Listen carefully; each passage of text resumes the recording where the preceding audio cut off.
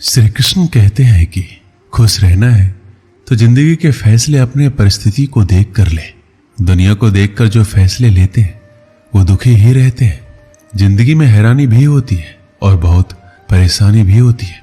सब कुछ अच्छा होता है जब ऊपर वाले की मेहरबानी होती है। सबको यहाँ अपनी जिंदगी से शिकायतें हैं। जिंदगी तो वही जीते हैं जो हर वक्त मुस्कुराते हैं। जीवन में दिखावा दुख देता है। सुख चाहिए तो हर काम को दिल लगाकर करें। दौलत और खुशी का कोई रिश्ता नहीं होता है। ये बात जो समझ जाता है वो जीवन भर खुश रहता है। जब ख्वाबों के रास्ते जरूरतों की ओर मुड़ जाते हैं तब असल जिंदगी के मायने समझ में आते हैं। बातें अच्छी हर कोई कर लेता है परंतु अपने जीवन में अच्छे कार्य बहुत कम लोग करते हैं। जिंदगी का सबसे बेहतरीन हिस्सा वो होता है जिसे निस्वार्थ जिया गया हो। रुलाती है, हंसाती है, गिराती है, उठाती है, कभी दूर कभी पास अपनों के लाती है। ये जिंदगी हमें कितना कुछ सिखाती है। इस दुनिया में हर इंसान उस चीज के लिए रोता है जो उसके पास नहीं है। जब वो चीज उसके पास होती है तो उसका वो कद्र नहीं करता है। जितना गैरों से सतर्क रहते हो उतना ही अपनों से भी सतर्क रहना चाहिए, क्योंकि सबसे ज्यादा धोखा अपने ही देते हैं। यही जीवन की सच्चाई है। 1 रुपए की औकात रखने वाले 1 लाख बताएंगे। ऐसे लोग सिर्फ आपका दिल दुखाएंगे। ऐसे लोगों से दूर रहना चाहिए। जिंदगी में कोई तब तक ही ईमानदार रहता है जब तक उसे बेईमानी का मौका नहीं मिलता है। अगर आप काबिल हैं तो आपके हिस्से में मुश्किलें जरूर आएंगी। ये मुश्किलें ही आपका ताकत बढ़ाएगी। बेवजह और बेसमय जो सोते हैं वो जिंदगी भर रोते हैं। उम्र भर बोझ उठाया कील ने और लोग तारीफ सिर्फ तस्वीर की करते हैं। ऐसा जिंदगी में भी होता है। अगर जिंदगी में सुकून चाहते हो तो फोकस काम पर करो, लोगों की बातों पर नहीं। जिन्हें खुद पर भरोसा नहीं होता है वो अक्सर भाग्य और दूसरों को दोष देते हैं। जिन्हें खुद पर भरोसा होता है वो सिर्फ कोशिश करते हैं। आज के दौर में छोटी सोच वालों की संख्या ज्यादा ही बढ़ रही है, जो दूसरों को सिर्फ नीचा ही दिखाने का प्रयास करते हैं। जीवन में जो गुरूर को दूर रखते हैं वही तरक्की के लिए तैयार होते हैं। जीवन में तभी कुछ पाओगे जब मुसीबत से नहीं घबराओगे। अपनी जिंदगी में यह हमेशा याद रखना कि आप कितने भी अच्छे हो, अगर बुरे लोग हैं तो आप गलत ही सीखेंगे। अगर आप कितने भी बुरे हैं और अच्छे लोगों का साथ है तो कुछ अच्छा ही सीखेंगे। जिंदगी का एक वसूल बना लो, किसी का दिल नहीं दुखाएंगे। सच कहता हूं, खुशियां तुम्हारी कदम चूमेगी। जिंदगी में जो जैसा मिले उसे वैसा ही अपना लो। रिश्ते निभाने आसान हो जाएंगे। कारण चाहे जो हो, यदि आप अपने जीवन में उदास हैं तो आप कभी भी अपने उद्देश्य या लक्ष्य को प्राप्त नहीं कर सकते। जो व्यक्ति दूसरों की निंदा करने लगता है या उसमें दोष निकालने लगता है वो अपने जीवन की कमियों और दोषों पर कभी ध्यान नहीं दे पाता है और उसके यही दोष उसकी असफलता का कारण बन जाते हैं। चिंता चिता के समान होती है जो जिंदा इंसान को जलाकर राख कर देती है।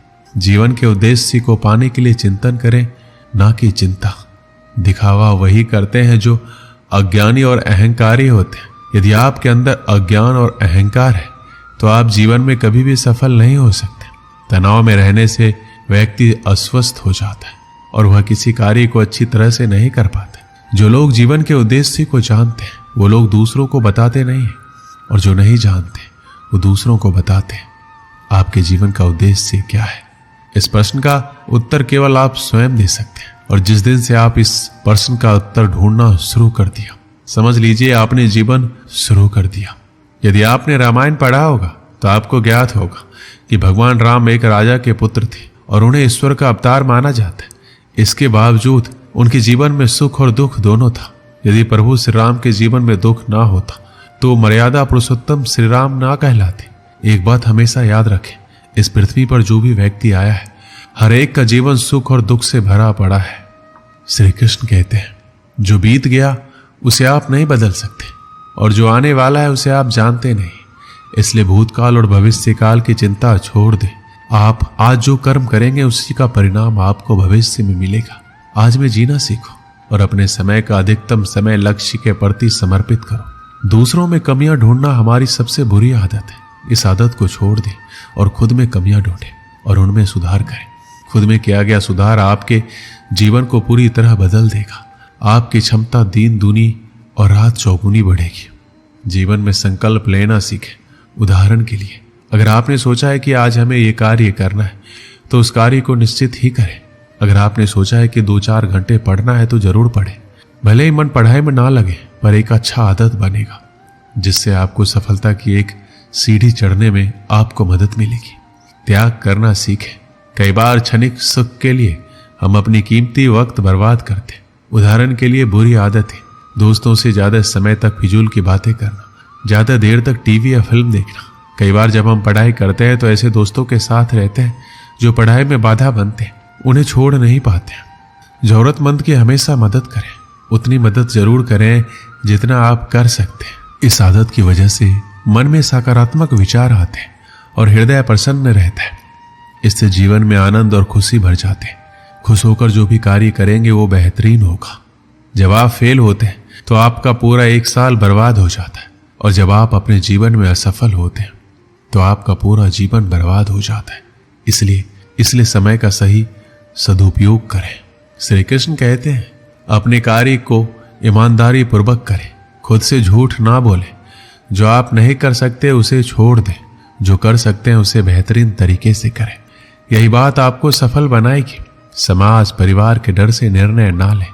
जब सफल होंगे तो सब आपकी तारीफ करेंगे। समस्या का समाधान ढूंढे, बहाना नहीं, क्योंकि असफल लोग ही सबसे अधिक बहाना ढूंढते और सफल लोग समाधान ढूंढते। अगर इस दुनिया में कोई भी काम जो आप दिल से करना चाहते हो, तो उस काम को इस दुनिया में एक भी ऐसा इंसान है जो कर रहा है, तो आप भी खेल खेल में उस काम को कर सकते हो। गिरते रहो, भटकते रहो, सीखते रहो, लेकिन कभी हार मत मानो। जब लोग आपकी नकल करने लगे तो समझ लेना जिंदगी में सफल हो रहे हो।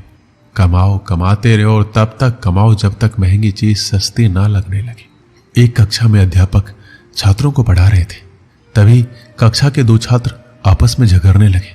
उनका झगड़ा देखकर अध्यापक ने पूछा, क्या बात है, तुम दोनों ऐसे झगड़े क्यों कर रहे हो? एक छात्र बोला, सर ये मेरी बात नहीं सुन रहा है, बस अपनी बात पर अड़ा हुआ है। दूसरा छात्र बोला, सर मैं इसकी बात क्यों सुनूं, ये जो कह रहा है वो गलत है, ऐसे में इसकी बात सुनकर क्या फायदा। इसके बाद दोनों फिर से आपस में उलझ गए।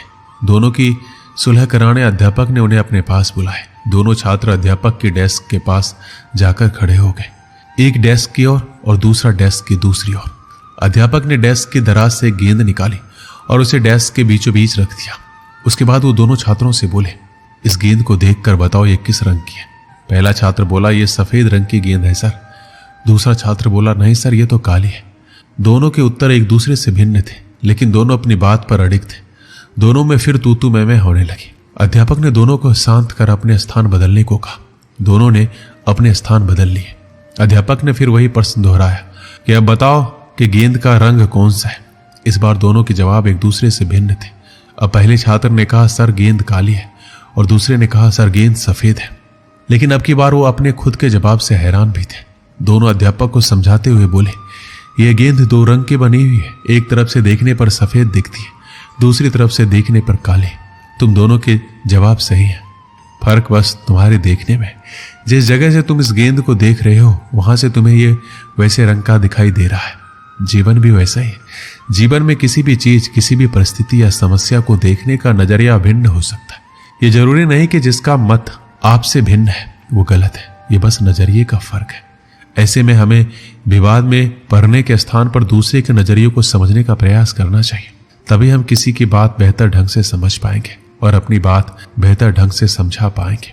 दोनों छात्रों के अध्यापक की बात समझ में आ गई और दोनों ने अपना झगड़ा भुलाकर सुलह कर ली। इस कहानी से हमें क्या सीख मिलती है?